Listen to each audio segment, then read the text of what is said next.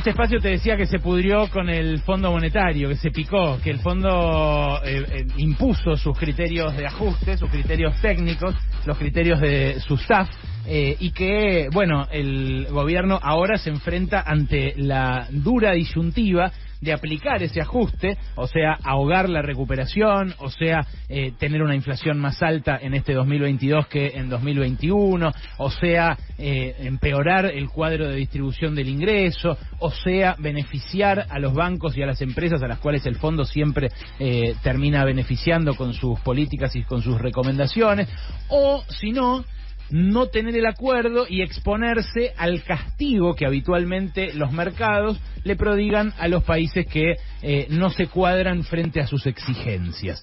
Es una disyuntiva difícil que ayer se patentizó más todavía en el fracaso de la reunión de Santiago Cafiero con Joe Biden, con Anthony Blinken, el canciller de Joe Biden. Fue Cafiero para allá como un último intento de ablandar al tío Sam para que interceda ante el Fondo Monetario, que en definitiva es una especie de sucursal, una especie de brazo financiero internacional del propio Tesoro, porque Estados Unidos hace y deshace a gusto, aunque el fondo tenga una pátina, una fachada de organismo multilateral, global, internacional, desde el momento en el que tiene la acción de oro, el poder de veto de su 16% de las acciones, que impide que ninguna decisión se pueda tomar sin él, porque hacen falta el 85% de los votos. Bueno, ayer las versiones de la reunión fueron muy diferentes, según a quien consultara uno. El comunicado que sacó a la tarde-noche la Cancillería Argentina dice que Cafiero le planteó a Blinken que es necesario un mensaje de la autoridad política estadounidense al Tesoro para contar con el apoyo de Estados Unidos en el Fondo Monetario y que de ese modo no se restrinja el crecimiento de la Argentina. O sea, Cafiero se lo dijo con todas las letras. Ustedes, de la política de Estados Unidos, tienen que interceder para que el Tesoro, que le está dando la orden al fondo de que nos ahorque, le deje de dar esa orden y afloje y haya un acuerdo que no implique un ajuste y una recesión brutal este año en la Argentina. El comunicado del Departamento de Estado dice todo lo contrario. Dice: Argentina es amiga y socia, bla, bla, bla. El secretario Blinken escuchó al ministro Cafiero sobre las negociaciones con el FMI y lo animó a poner en marcha un plan económico sólido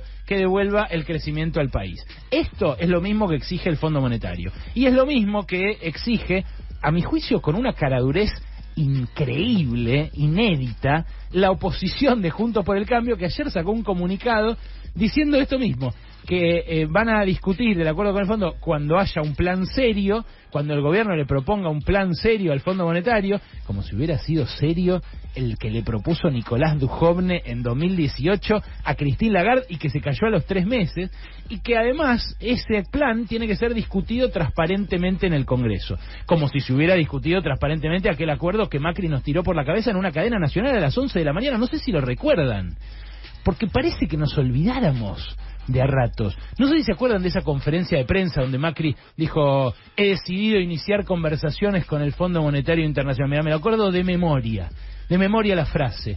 Macri ya había cerrado el acuerdo cuando dijo eso. No había habido ninguna discusión transparente como la que ayer desvergonzadamente pedían economistas que saben muy bien esto, como Martín Lustó, desvergonzadamente. Bueno, esa es la disyuntiva de hierro en la que está ahora el gobierno.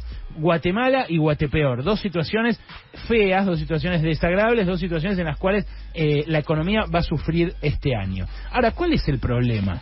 ¿Por qué el gobierno no se puede hacer el distraído tampoco con esto? El problema es que desde el principio apostó Alberto Fernández y también Cristina Fernández de Kirchner, porque acompañó, más allá de críticas que hizo por carta epistolarmente varias veces, apostó el gobierno del Frente de Todos al amigo americano.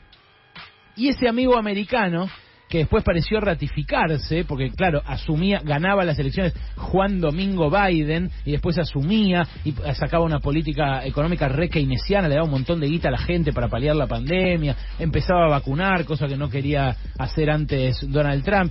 Ese supuesto Juan Domingo, ese supuesto amigo de la Argentina, resulta que está teniendo la misma actitud que Trump. O sea, demócratas y republicanos en Estados Unidos, como la gastan a la izquierda siempre, que dicen son lo mismo. Bueno, son casi lo mismo. Resulta que Donald Trump le dio un préstamo a Macri para que fuera reelecto, un préstamo fuera de norma del Fondo Monetario, en contra de los estatutos del Fondo Monetario, que resistían los demás socios del Fondo Monetario, y se lo dio porque Estados Unidos quería que gobernara Macri, que gobernara la derecha acá en la Argentina, y que eso irradiara hacia el resto de la región. ¿Por qué? Porque le gusta cómo gobierna ese sector político.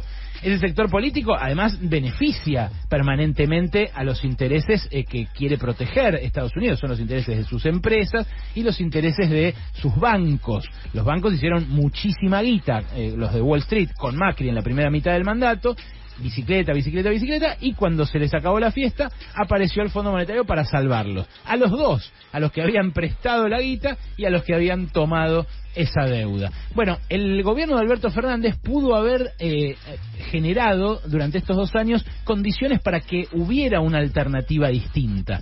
Podría haber hablado con Rusia y con China mucho antes. Podría haber hablado con los demás deudores del Fondo Monetario, sobre todo en la pandemia, mucho antes. Ahora va a viajar el presidente a Rusia y a China. Y no sé si es el mejor momento, porque a Rusia están volando antiaéreos británicos, porque mientras Putin pone cada vez más tropas del otro lado de la frontera con Ucrania, y puede haber un enfrentamiento, puede haber una guerra, puede estallar una guerra grosa entre potencias con poderío nuclear en estas próximas semanas.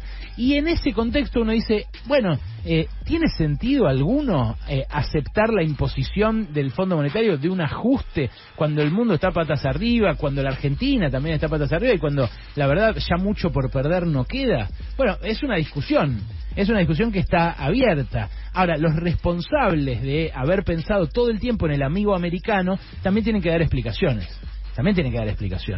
Porque hay jugadores del gobierno de mucho peso, del gobierno de Alberto Fernández, que todo el tiempo dijeron Estados Unidos va a aflojar, en algún momento Estados Unidos va a aflojar, y ahora llegó el momento en el cual Estados Unidos no afloja, y es el Estados Unidos de siempre.